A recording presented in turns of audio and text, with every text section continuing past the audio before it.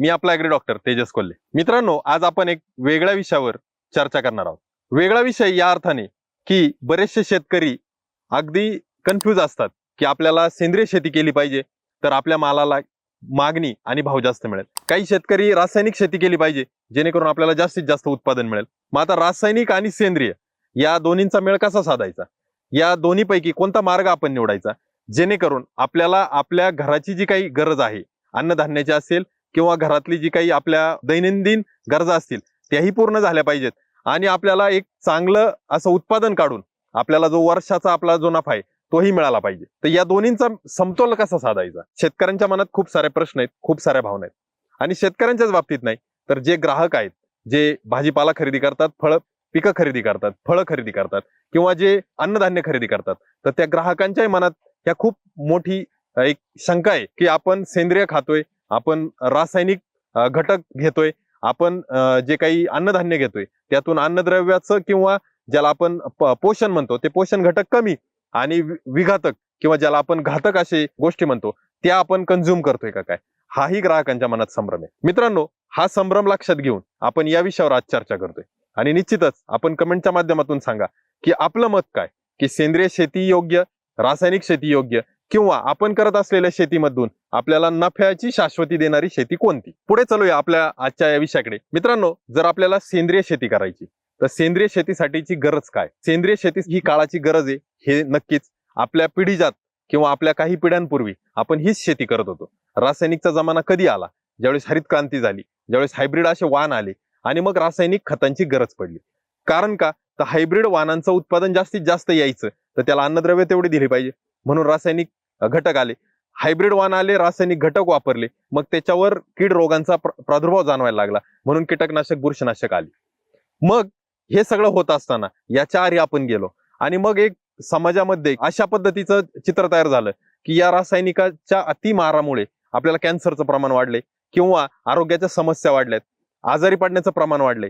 माझ्या पंजोबांच्या जमान्यातली लोक 100 वर्ष जगली, माझ्या आजोबांच्या जमान्यातली लोक 80-85 वर्ष जगताय, पण माझ्या वडिलांच्या जमान्यात तीच लोक 70-75 वयापर्यंत येत आहे आणि कदाचित माझ्या पिढीच्या वेळीची लोक ही 40-45-50 पेक्षा पुढे जाऊ शकत नाही, अशी एक धारणा किंवा असं एक चित्र तयार झाले. मग याच्यात तथ्य किती?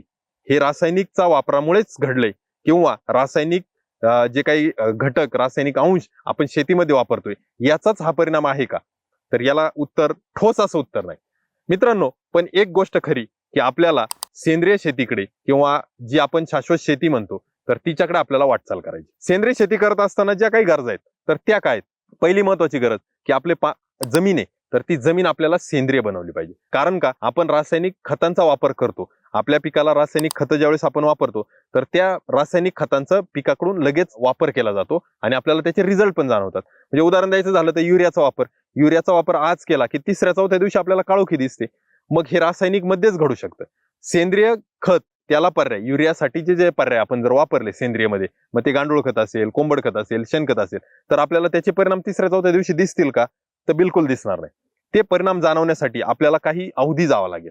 म्हणजे आपल्याला व्यावहारिक किंवा आपल्या रोजच्या दैनंदिन गोष्टी सांगायच्या झाल्या तर आयुर्वेदिक असणाऱ्या डॉक्टरकडे जर आपण गेलो तर आपल्याला गुण यायला 8 दिवस, 15 दिवस, महिना लागतो. आणि तेच जर आपण एखाद्या होमिओपॅथीकडे गेलो किंवा ॲलोपॅथीकडे गेलो तर त्या डॉक्टरकडे गेल्यानंतर आपल्याला जो गुण येतो तर त्या गोळ्या दिल्यानंतर 2ऱ्या-3ऱ्या दिवशी बरं वाटतं. मग आपण काय निवडतो?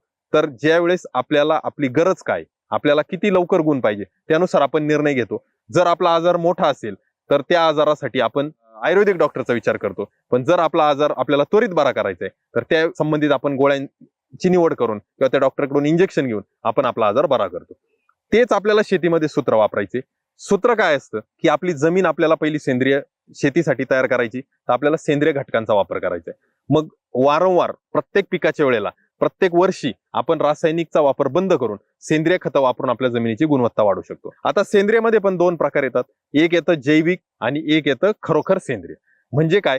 तर जैविक मध्ये जे घटक असतात, जीवाणू किंवा जे फायदेशीर बुरशी, त्यांचा वापर आपण करत असतो. ते जिवंत असतात, ते जैविक मध्ये असतात. पण सेंद्रियमध्ये ते जिवंत नसतात, त्यांच्यापासून तयार झालेला पदार्थ किंवा त्यांच्यापासून तयार झालेला प्रॉडक्ट तो आपण वापरत असतो. मग या सेंद्रियचा किंवा जैविकचा या दोन्ही पैकीचा आपण वापर करतो आपली जमीन सुधारण्यासाठी. मित्रांनो, जमिनीसोबत आता पाण्याचं उदाहरण घेतलं. पाण्याच्या बाबतीत जर विचार केला तर जो पाण्याचा साठा आहे, तर बऱ्यापैकी तुम्ही शेतकरी किंवा आपल्याकडं जे विहिरीचं पाणी वापरलं जातं, नदीचं पाणी वापरलं जातं आणि शेततळ्याची व्यवस्था असते. तर विहिरीचं पाणी, आपली विहीर कुठं असते, तर आपल्या शेताच्या कोणत्या तरी एका बांधावर विहीर असते, शेताच्या एका कोपऱ्यात असते किंवा शेताच्या मध्ये विहीर असते. मग ज्यावेळेस आपण आसपासच्या पिकांना जे काही रासायनिक कीटकनाशक, रासायनिक तणनाशक ही वापरत असतो, तर ती मातीतून आपल्या पाण्याच्या साठ्यापर्यंत जाते, म्हणजे विहिरीपर्यंत जाते. तेच पाणी आपण पिण्यासाठी किंवा तेच पाणी आपण फवारणीसाठी, तेच पाणी पिकाला देण्यासाठी वापरतो. मग त्यावेळेस आपलं पाणी प्रदूषित आहे हे गोष्ट लक्षात घ्या, ते सेंद्रिय शेतीसाठी चालणार नाही. मग त्यासाठी आपल्याला आपल्या जमिनीच्या आसपास पूर्णतः आपल्याला रासायनिकवर निर्बंध आणावं लागतील आणि त्याच पाण्याचा आपल्याला वापर करावा लागेल. हा झाला दुसरा भाग. तिसरा भाग काय, तर आपल्या जे काही वातावरण आहे तेही प्रदूषित असतं. म्हणजे शहराच्या ठिकाणी आपण जर शेतीचं व्यवस्था असेल किंवा मोठ्या हायवेच्या जवळ शेतीची व्यवस्था असेल, एखाद्या MIDCच्या जवळ आपली शेती असेल, तर तिथं जे काही प्रदूषण तयार होतं, जे वातावरणामध्ये पोल्युशन होतं किंवा ज्याला आपण हवेतलं प्रदूषण म्हणतो, तर त्या प्रदूषणाचा परिणामही आपल्या पिकांवर होत असतो आणि मग ते सेंद्रिय शेतीसाठी ती एक बाधा आहे. मित्रांनो, शेतकरी जे सेंद्रिय शेती करतात किंवा काही जण सेंद्रिय करायचा उद्देशाने प्रेरित झाले, परंतु त्यांना नक्की करायचं काय किंवा कोणत्या गोष्टींचा अवलंब करायचा हे माहित नाही. एक छोटं उदाहरण देतो पाण्याच्याच बाबतीत. एका आंतरराष्ट्रीय कंपनीत आणि बहुचर्चित असा त्यांचा जो काही शीतपेय होतं, तर त्या शीतपेयामध्ये क्लोरोपायरीफॉसचे अंश सापडले. साधारणपणे कोल्हापूर जिल्ह्यामध्ये ज्यावेळेस हुमणी आळीचा प्रादुर्भाव ऊसामध्ये खूप मोठ्या प्रमाणात होतो, त्यावेळेस शेतकऱ्यांनी क्लोरोपायरीफॉस खालून हुमणीसाठी सोडलं. त्याचा वापर किती केला, तर पहिल्या वेळेस थोडाफार रिझल्ट आला म्हणून परत वापर केला, दुसऱ्या वेळेस थोडाफार आला म्हणून परत केला, असं एका पाठोपाठ एक सारखा वापर करत गेले. ऊस शेतीला पाणी दिलं किंवा पाऊस पडला तर त्या जमिनीतलं जे काही अंश कीटकनाशकाचे ते उतरत उतरत पानं साठ्यापर्यंत आली आणि ते त्या विहिरीच्या पाण्यामध्ये सुद्धा त्याचा अंश सापडला. कंपनीला माहित नव्हतं, कंपनीने तिथून पाणी घेतलं आणि शीतपेय बनवण्यासाठी ते पाणी वापरलं. त्यांच्या मनात ही शंका आली नाही आणि त्यांनी त्या पाण्याचं टेस्टिंग पण केलं नाही. मग ही आंतरराष्ट्रीय दर्जाची कंपनी ज्यावेळेस त्यांचं शीतपेय बाजारात विकायला गेली आणि एका सॅम्पलचं टेस्टिंग ज्यावेळेस केलं गेलं, त्यावेळेस त्या शीतपेयामध्ये चक्क क्लोरोपायरीफॉस सापडलं. मग ते क्लोरोपायरीफॉस कुठून आलं, तर याचा सगळ्याचा ज्यावेळेस संशोधन चालू झालं, याचा अभ्यास चालू झाला, त्यावेळेस लक्षात आलं की त्यांनी ज्या पाणी साठ्यातून हे पाणी वापरलं त्या पाणी साठा प्रदूषित झालेला आहे, ते पाणी दूषित आहे आणि त्या पाण्यामध्ये क्लोरोपायरीफॉसचा अंश आहे. तर मित्रांनो, अशा पद्धतीने आपल्याला काळजी घ्यायला लागते. आपण विचार करतो का ज्यावेळेस आपल्या जमिनीला किंवा आपल्या घरातल्यांना ते पाणी पाजतो, त्यावेळेस आपण त्या ज्या विहिरीतून पाणी येतं त्या विहिरीच्या आसपास किती रासायनिक कीटकनाशक किंवा याचा वापर आपण केलाय त्याचा विचार आपण करत नाही. बरं, आता ही झाली सेंद्रिय शेतीची गोष्ट. परंतु जर तुम्ही 100% सेंद्रियवर शेती करायला गेले तर तुम्हाला उत्पन्नाची हमी आहे का, हा एक महत्वाचा प्रश्न. शेतकरी बांधवांना ती उत्पन्नाची हमी नाही. जर उत्पादन जरी मिळालं तरी त्या उत्पन्नाची जी काही तुलनेने म्हणजे रासायनिकच्या तुलनेमध्ये सेंद्रियचं उत्पादन आपलं किती असणार आहे. एक उदाहरण जर घ्यायचं झालं तर कांदा पिकवला रासायनिक पद्धतीने जर नियोजन केलं आणि जर 25 टन कांदा निघत असेल, तेच जर आपण सेंद्रिय पद्धतीने नियोजन करायला गेलो तर त्या 25 टनाचे 20 टन होतील की 15 होतील की 10 टन होतील, याचाही आपल्याला अभ्यास असणं गरजेचं आहे आणि त्यानुसार आपल्याला पुढे जावं लागेल. जर रासायनिक शेती करून 25 टन कांदा निघतोय आणि सेंद्रिय शेती करून जर 10 टन कांदा निघतोय, तर आपल्याला निश्चितच सेंद्रिय कांद्याला 2.5 पट भाव जास्त मिळणं गरजेचं आहे. जर तो मिळणार नसेल तर त्याचा उपयोग काय. मग त्यासाठी आपल्याला आपल्या मालाचं शाश्वत बाजारपेठ कोणती त्याचाही विचार करणं गरजेचं आहे. पुण्यासारख्या, मुंबईसारख्या किंवा दिल्लीसारख्या शहरांमध्ये ज्या मेट्रो सिटीज आहे, तर त्या मेट्रो सिटीजमध्ये खूप मोठ्या प्रमाणात सेंद्रिय पदार्थांना मागणी आहे, परंतु ते त्या तिथपर्यंत पोहोचवणं खूप गरजेचं आहे. आता मी कांद्याचं उदाहरण दिलं, परंतु कांद्याच्या बाबतीत अजून एक सूत्र लागू होतं. कांदा ज्यावेळेस आपण कांद्याची लागवड करतो, साधारणपणे कांदा आपल्या शेतामध्ये 120 दिवस असतो. 120 दिवसापैकी सुरुवातीचे जे काही 90 दिवस आहे तोपर्यंत आपण फवारण्या करत असतो. मग ह्या 90 दिवस ज्या फवारण्या करतो त्यानंतर पुढचे 20-30 दिवस फवारण्या होत नाही आणि तो कांदा चाळीमध्ये साठवला जातो. कांदा चाळीमध्ये साठवल्यानंतर कदाचित 1 महिना किंवा त्याहून जास्त 2, 3, 6 महिन्यापर्यंत तो कांदा आपल्या ताटामध्ये येत नाही. मग जी फवारणी आपण कांदा आपला 100 दिवसाचा असताना केली, त्या फवारणीचा अंश आपल्या कांद्यामध्ये राहणार आहे का, तर तो राहणार नाही आणि मग तो आपल्या ताटामध्ये जो कांदा येईल तर तो सेंद्रिय भले नसेल परंतु तो रेसिड्यू फ्री किंवा ज्याला विषमुक्त कांदा असेल. मग मला असं वाटतं की आपल्याला सेंद्रिय शेतीचा विचार करत असताना पहिलं आपल्याला विषमुक्त शेती किंवा ज्याला आपण रेसिड्यू फ्री फार्मिंग त्याची सुरुवात जर केली तर निश्चितच आपल्याला सेंद्रिय शेतीकडे जाणं सोपं होईल. आता विषमुक्त शेती म्हणजे नेमकं काय, तर तीही संकल्पना समजून घेणं खूप गरजेचं आहे. विषमुक्त शेतीमध्ये जसं मी कांद्याच्या फवारणीचं उदाहरण दिलं, की शेवटची फवारणी 100व्या दिवशी केली, कांदा खाल्ला 4 महिन्यांनी, तर त्या अंश त्या कीटकनाशकाचे किंवा त्या बुरशीनाशकाचे अंश त्या 4 महिन्यापर्यंत तिथं टिकणार नाही. मग हे आपल्याला कसं कळेल की कोणतं कीटकनाशक किंवा कोणतं बुरशीनाशक, कोणतं तणनाशक वापरल्यानंतर त्याचे अंश आपल्याला किती दिवसापर्यंत राहतात. तर हे आपल्याला कोणतंही कीटकनाशक, कोणतंही तणनाशक ज्यावेळेस आपण खरेदी करता त्याच्यासोबत 16 भाषांमध्ये त्याच्या मागे एक कागद दिलेला असतो, ज्याला DFU म्हणतात. त्या कागदावर त्या कीटकनाशकाचा कोणत्या पिकावर रिकमेंडेड आहे, कोणत्या कीड किंवा रोगासाठी रिकमेंडेड आहे ते लिहिलेलं असतं. सोबतच त्याचा डोस लिहिलेला असतो. तो डोस जर आपण त्यांनी सांगितलेल्या कंपनीच्या किंवा आपलं जे सेंट्रल इन्सेक्टिसाइड बोर्डच्या नियमाप्रमाणे जर आपण त्याचा डोस वापरत असाल, तर त्याचे रेसिड्यू त्या पिकामध्ये किती दिवसापर्यंत राहतील ते कळतं, ज्याला वेटिंग पिरियड म्हणतात.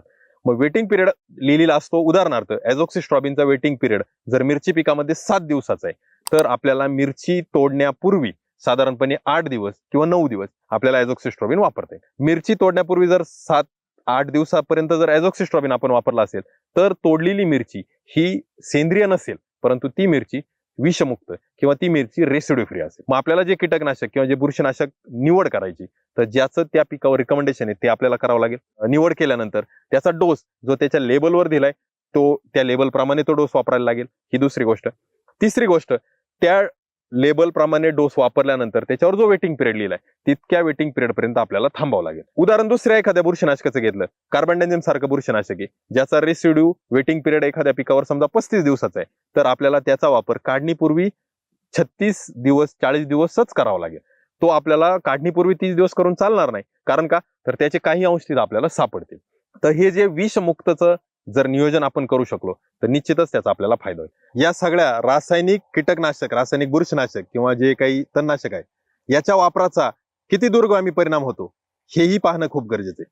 मित्रांनो, एक इकोसिस्टीम किंवा ज्याला आपण जैवविविधता म्हणतो, त्यामध्ये अनेक साऱ्या जलचर प्राणी असतील किंवा जे काही पक्षी असतील किंवा इतरही काही पाळीव प्राणी असतील, तर याच्यावर या सर्व रासायनिकचा विपरीत परिणाम असा होतो. मी एक छोटं उदाहरण म्हणून सांगतो.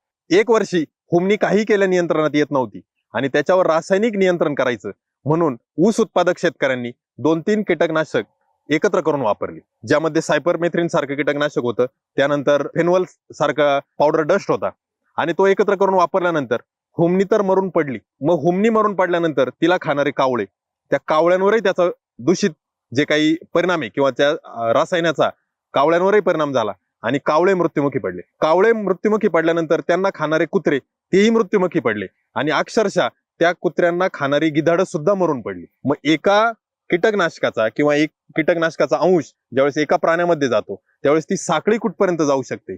तर याचं एक छोटंसं उदाहरण म्हणून आपल्याला रासायनिक कीटकनाशक किंवा रासायनिक जी काही प्रक्रिया किंवा रासायनिक गोष्टी ज्यावेळेस आपण वापरत असतो, त्याचा फार काळजीपूर्वक विचार आणि वापर आपल्याला करणं ही आपलं एक कर्तव्य आहे, हेही लक्षात घेणं गरजेचं आहे. मग आपल्याला रासायनिक सोबत जैविक आणि रासायनिक सोबत काही सेंद्रिय अशा दोन्हींची सांगड घालावी लागेल. जैविकचा वापर केला तर जैविक मध्ये एक गोष्ट असती की जे आपलं जे वातावरण आहे, थंडी किंवा जो काही एकंदरीत तापमान, जमिनीमधली आर्द्रता, हवेतलं ह्युमिडिटी, तर त्या ह्युमिडिटीचा किंवा त्या तापमानाचा त्या जैविकवर खूप सारा परिणाम होत असतो. त्यामुळे जैविक वापरण्याला निर्बंध असतात. पण तेच जर आपण सेंद्रिय वापरायला गेलं, ज्याला आपण ऑर्गॅनिक म्हणतो, ते जर वापरायला गेलं तर निश्चितच तेवढे निर्बंध राहत नाही. म्हणजे उदाहरणार्थ सांगायचं झालं तर नीम तेल सारखे गोष्टी असतील, तर त्याचा जर आपण वापर करत असेल अशा गोष्टींचा, तर त्याला वातावरणाचा त्याचा फारसा असा त्याच्यावर परिणाम होत नाही आणि त्याचे परिणाम पण आपल्याला चांगले जाणवतात. तर मित्रांनो, निश्चितच आपल्या ज्या मनात शंका आहेत की सेंद्रिय की रासायनिक, तर मला वाटतं याचा पहिला सुवर्णमध्य आपण शोधला पाहिजे. मग विषमुक्त शेतीच्या दिशेने आपण पहिली वाटचाल केली पाहिजे.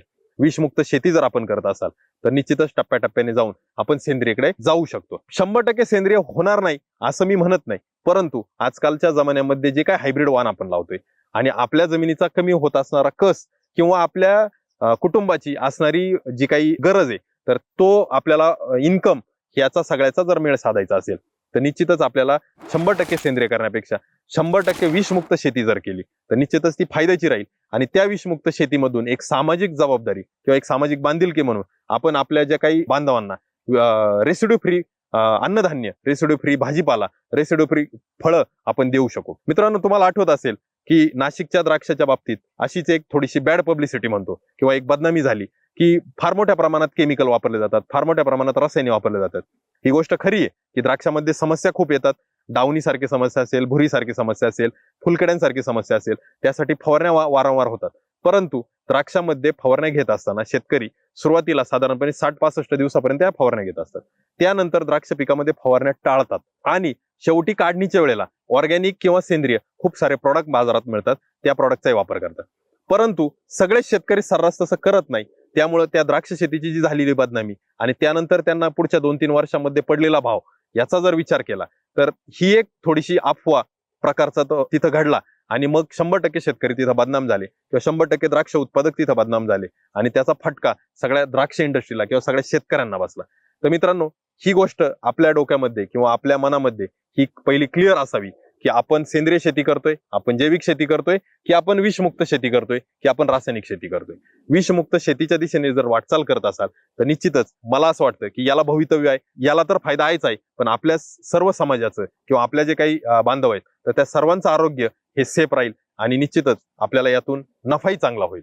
तर मित्रांनो, आजचा टॉपिक तुम्हाला कसा वाटला हे कमेंटच्या माध्यमातून तुम्ही आमच्यापर्यंत जरूर कळवा आणि असेच विविध टॉपिकवर जर आपल्याला माहिती हवी असेल, चर्चा पाहिजे असेल तर आपण कमेंट करून सांगा. मित्रांनो, व्हिडिओ नक्कीच आपल्याला आवडेल अशी मी आशा करतो. हा व्हिडिओ तुम्ही लाईक करा, आपल्या इतर शेतकरी बांधवांना शेअर करा आणि ॲग्रोस्टार इंडिया युट्यूब चॅनलला अजूनपर्यंत सबस्क्राईब केलं नसेल तर सबस्क्राईब करायला विसरू नका. धन्यवाद.